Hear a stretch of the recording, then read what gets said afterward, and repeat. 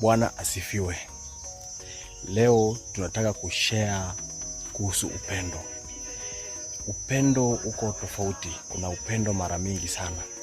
Kuna upendo ambao mtu anakupenda kutoka ndani ya nafsi.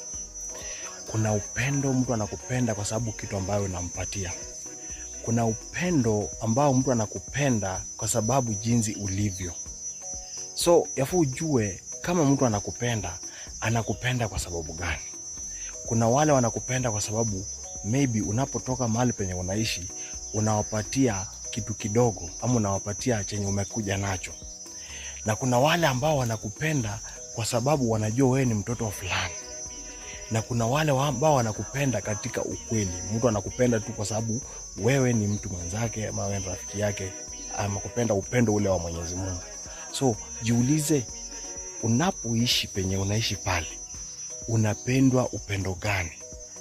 Ambapo Yesu anasema the greatest gift ya maisha ya mwanadamu ni upendo. Upende mwenzako jinsi unavyojipenda wewe mwenyewe. Hivyo ndo Biblia inatuambia. Upendo unastahimili. Upendo, unapopenda mtu mpende katika ukweli, mpende katika umungu. Usimpende tu mtu kwa sababu chenye anakupatia. Ni watu wengi ambao tumependwa kwa sababu ya vitu ambavyo tunapeana.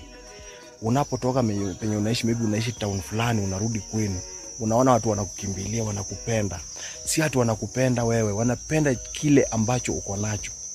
Hicho kenye uko nacho kikikosekana, hautaona hao watu. So wewe ujue hao watu wanaokupenda wanakupenda kwa sababu gani. Jiulize hiyo swali, utabadilisha marafiki na maisha yako yatakuwa mazuri sana. Mbarikiwe sana. Amen.